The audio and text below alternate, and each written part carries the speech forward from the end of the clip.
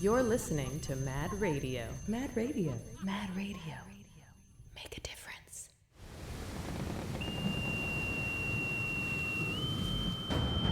Quick, me lads! Hoist the rigging! Aye, Captain! Splice the main brace! Aye, Captain! Batten down the hatches! Aye, Captain! I'm going below deck to get the show started.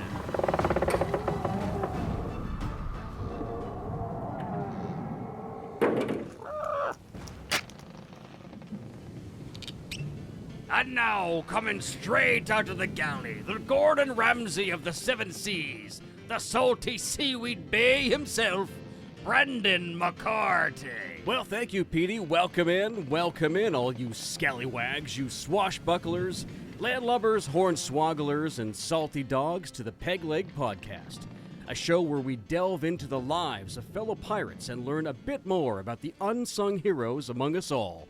Arr!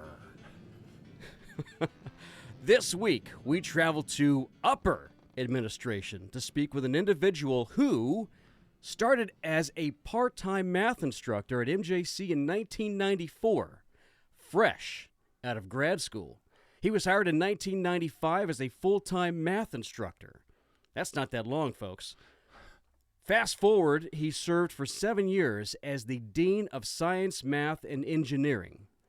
Also, he serves currently as the treasurer of the California Community College's Chief Instructional Offices. He also serves on the statewide committees to include the Chancellor's Office Fiscal Advisory Committee, the Metrics Workshop, the Institutional Effectiveness Partnership Initiative, and most recently on the Climate and Sustainability Work Group. I don't know how this guy sleeps. My goodness. On a personal note, he is a do-it-yourself kind of guy. He has built 2 additions onto his home, going from 1,300 square feet to 2,100 square feet. Man, I got to talk to him. I got lots of stuff to do here. He also likes to cook. Perfect. I like to eat. And he has been married for just over 29 years. And yes, that's to the same person. And he is planning a big trip to Europe to celebrate 30 years next summer. Ladies and gentlemen, please welcome Brian Sanders. Thank you. So, Brian, you have such a storied past, especially at MJC, but let's go backwards. Okay. And I'm really curious as to your upbringing. Like, where were your parents from? How did you get to Modesto? I was actually raised in a painting family. My grandfather started a painting business in 1924 in the Redwood City area. And so I was my dad was part of Sanders & Sons painting contracting company. That was just kind of my growing up roots. My other grandfather was a printer. He had a small print shop in San Francisco. Ended up retiring just as I was a youngster. I never got to see him in the print shop, but had those experiences there in the Bay Area. Both my parents ended up going to some college, but not really surviving through college to the end and earning their degrees. Dad went into the painting business, and then Mom was accepted into Berkeley, and then she got married. It was 1960s. She was a young 19-year-old lady, and she was suddenly married, and then Vietnam was going on. Dad went off to war. Dad came back from war, and then I got born, and that was our life and went forward. So did he continue after when he came back? He was still doing the painting business. Yep, okay. In the painting business. So then he was in painting for a long time. Eventually got out of the painting business for a variety of different reasons, and he worked for a school district. He worked for the Redwood City School Districts as the maintenance manager. So in our world here of working with facilities folks, I feel like I'm working with family, frankly. Huh. Interesting. After all of that, after he decided to get out of the Bay Area. Mom was a medical assistant, and I'll get to that in a sec, but the two of them moved up to the Arnold area and went back into painting. So they were in the Bay Area, and they decided to go up to the foothills. Right. They sold everything and moved to the mountains and have a beautiful home on a hill there, and they've just loved being in the mountains for the last 20 plus years. So that's kind of the mountain background. I was in the Boy Scouts. I was raised going camping with family and doing great stuff. And so from there, you'd have to go 4 hours from the Bay Area through traffic and such to get to the mountains. Right. So they just moved up. It was great. Good So- place to be from. So then I have to ask, why didn't you go into the paint business? Well, that was partly strategic on my dad's part. Okay. They saw it as something that maybe he could have finished college, could have done other things, and decided to get out of that business, partly so that it wasn't a default option for us, me, my brother, my sister. Mom went into community college when I was in junior high. She had been a stay-at-home mom, and then she decided she wanted to be a medical assistant. So she went to the College of San Mateo, and she was your typical returning student. She was a woman in her 30s and went back and had drive and had a will to be there and an excitement about being successful at it, and pulled straight A's and became a medical assistant. And her community college degree or certificate put me through college. So somehow, somewhere, that rubbed off on you. It did. Okay. It did. And I never went to community college myself. I was privileged to go straight to university and got my bachelor's degree at UC Santa Barbara and met my wife, and we fell in love. And then I moved away and went to graduate school in Oregon in mathematics. But I went to graduate school thinking I wanted to teach college level math. But that's the wrong reason to get a PhD in math, just to teach. You have to be really interested in all the research, and I just really wanted to teach. And so after a couple of years there, I earned my master's degree and was searching for full-time work, and I applied all over California, and MJC gave me an interview. They didn't give me a job, but they did give me an interview in that spring of '94, and then I was able to secure part-time work soon thereafter with the dean after I didn't get any other job either, and worked part-time for a year and then got the full-time gig. So was Modesto kind of I guess it would be the go-between from the foothills to the Bay Area? It was kind of a, Yep. at that time. That year, it was in the 90s. So was there any kind of a culture shift for you to kind of come down into the Central Valley, or?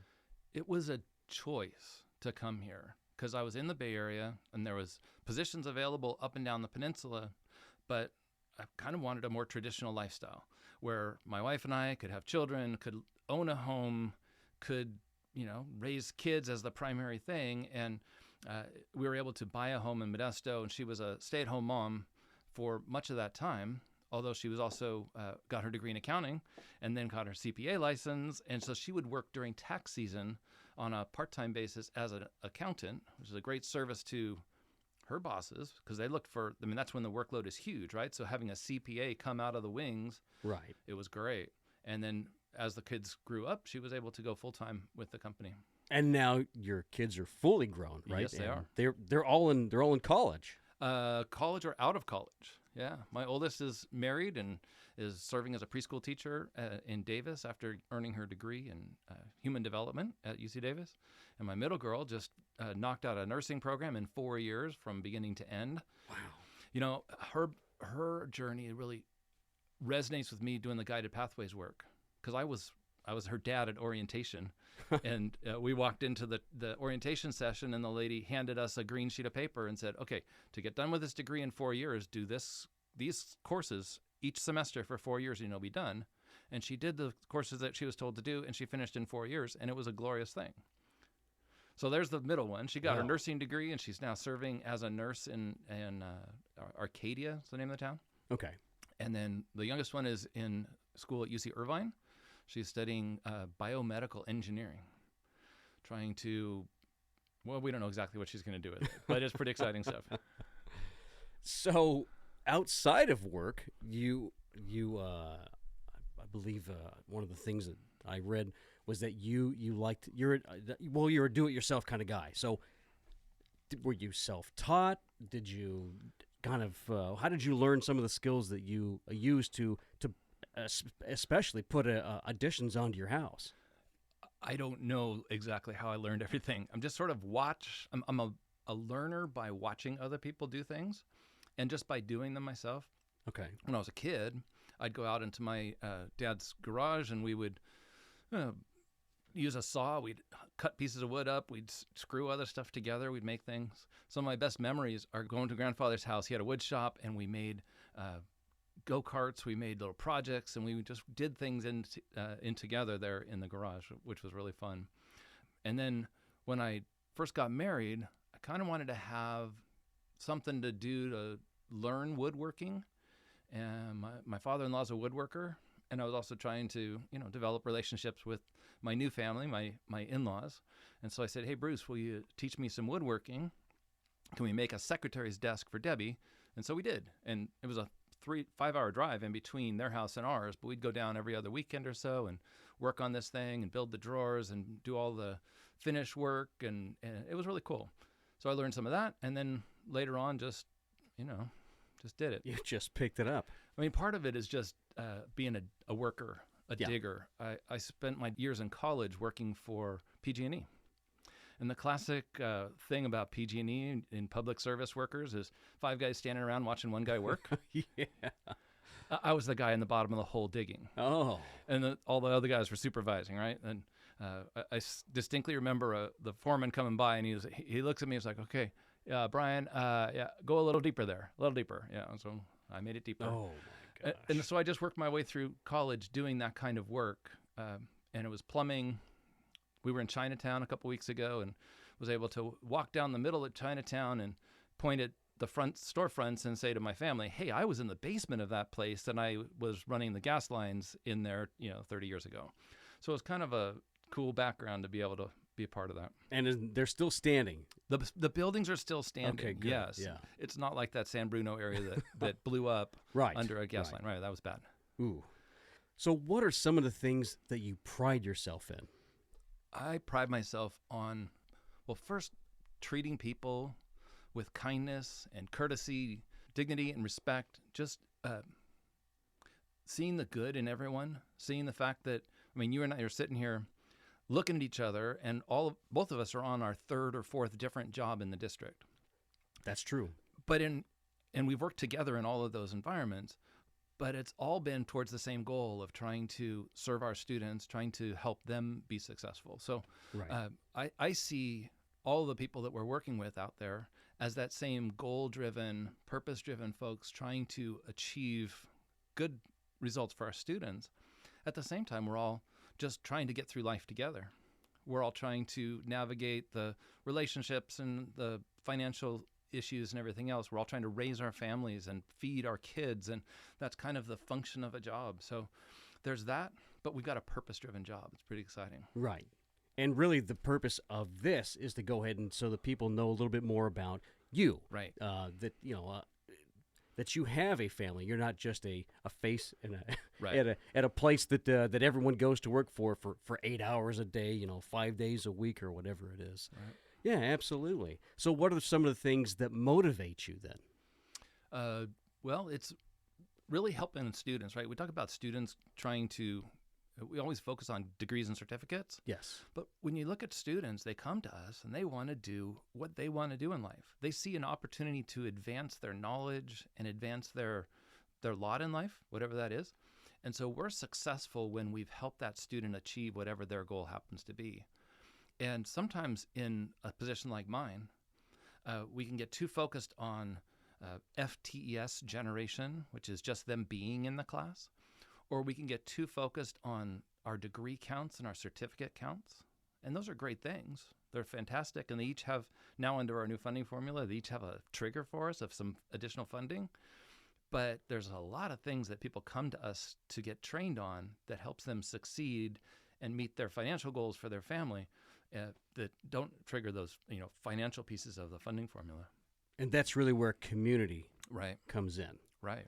Well, there's things in the community that we deeply value, right? There's components of just the history, right? We go around Modesto, it's such a rich history of the people all around us who've been to MJC, and their family went to MJC, their parents and their grandparents went there.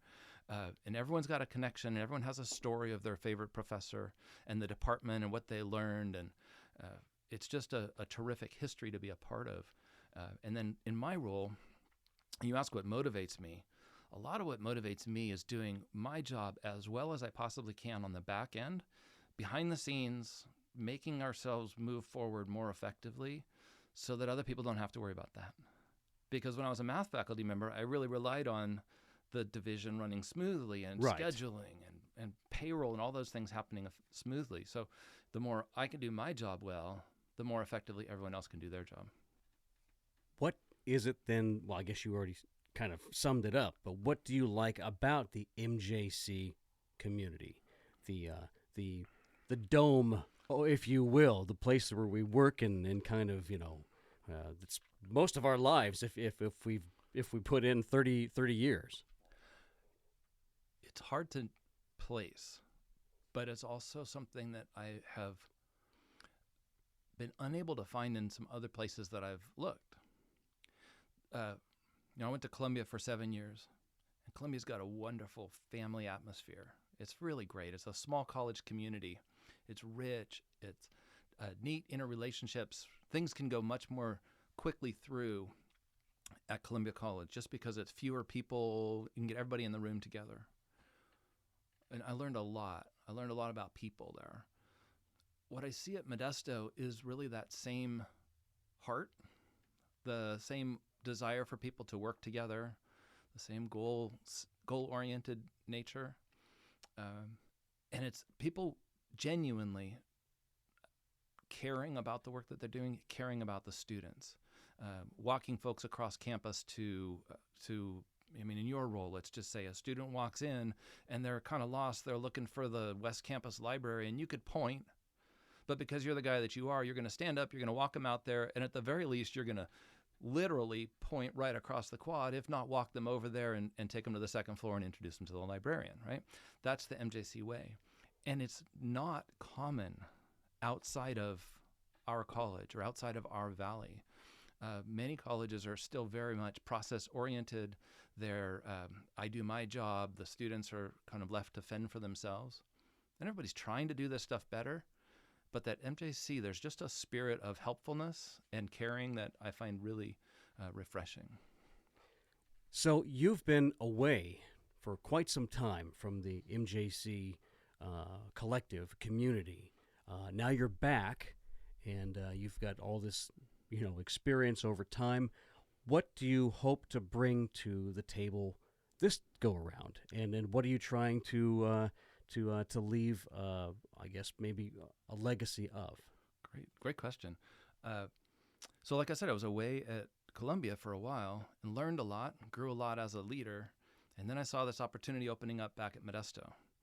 And although it's a bit of a risk to go from a permanent chief instructional officer, vice president of instruction position at one college into an interim at the other, I really felt it was important for me to do that.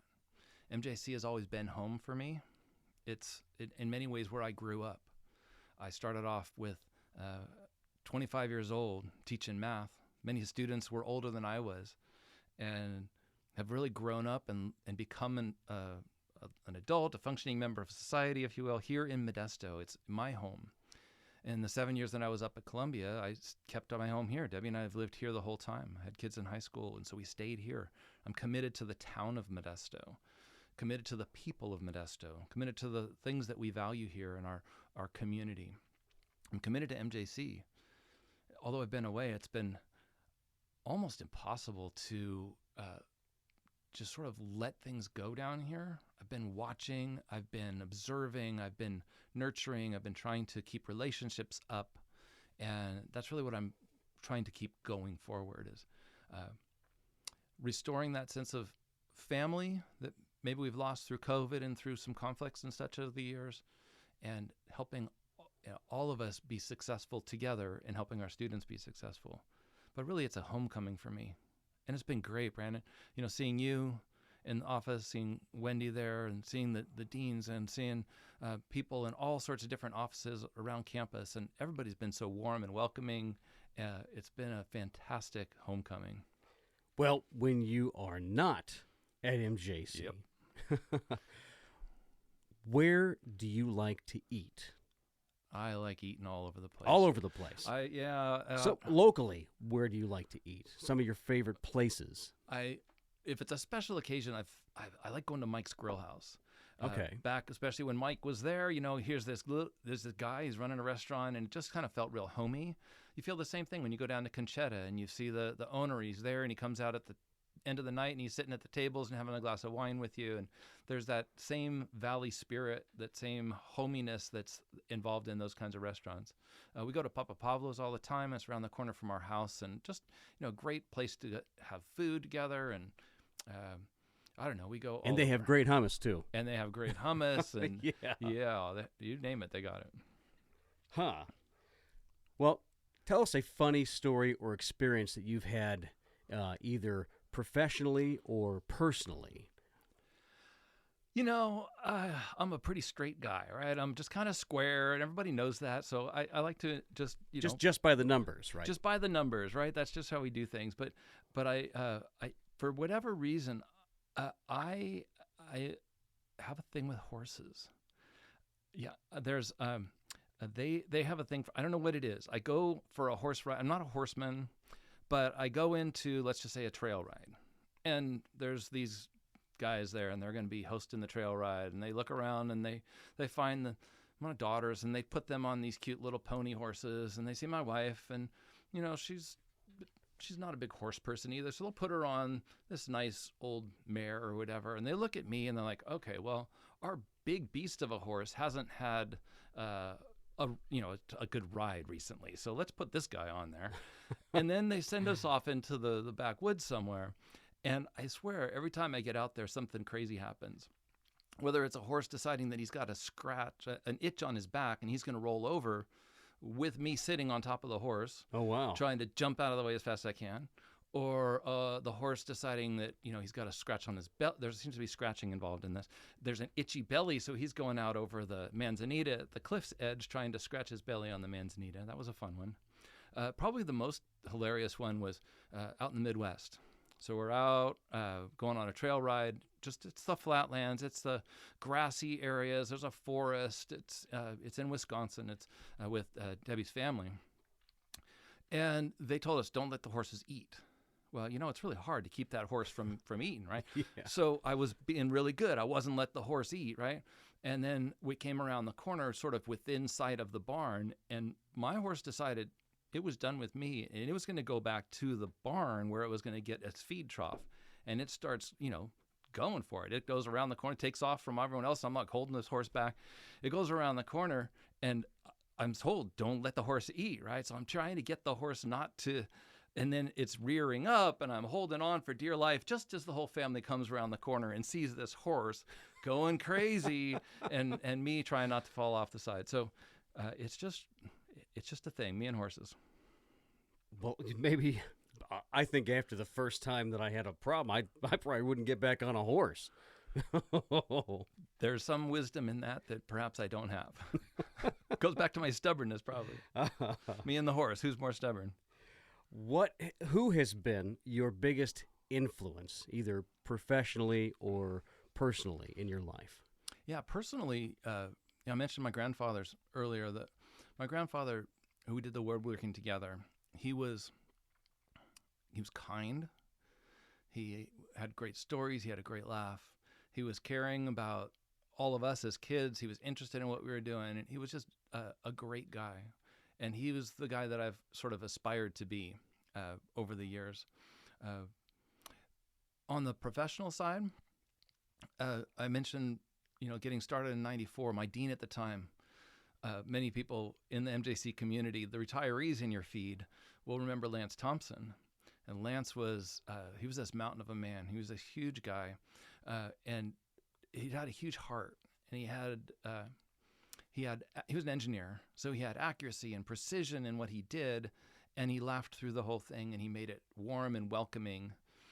One of the things that Lance always did was made my wife Debbie feel like she was the valuable one in our relationship in there. So when we'd meet him on the street, Debbie and I, at his house, he invited us over one time, or on campus, he would always say, well, how are you doing, Debbie? Have you found a community yet? Are you rooted in? How's that going? And that was a really great thing to model. The other hero I'd say that many of us have had at MJC has been Steve Collins. There's a guy who models integrity and character, commitment to the institution, kindness and dignity towards everybody. You may not have always agreed with Steve on things, but you never did it in an angry, negative way. He was just always a man of positivity and integrity, and that's really what I'm striving to do in my role as well. Well, I'm sure we'll have plenty of that going forward, especially after our reset, our COVID reset. That's how I like to look at it, is that we get a clean slate to start over, basically, and make it what we want it to be. If you had a free plane ticket to anywhere in the world, where would you go and why? You see, I've spent a lot of time in California, and I've been here and there, but really haven't seen the world. Okay. Did the very traditional, go off to college after high school, go off to grad school after college, get a job after that. And so have really spent a lot of time in the States. So that leaves a wide open swath of everything else in the world to do.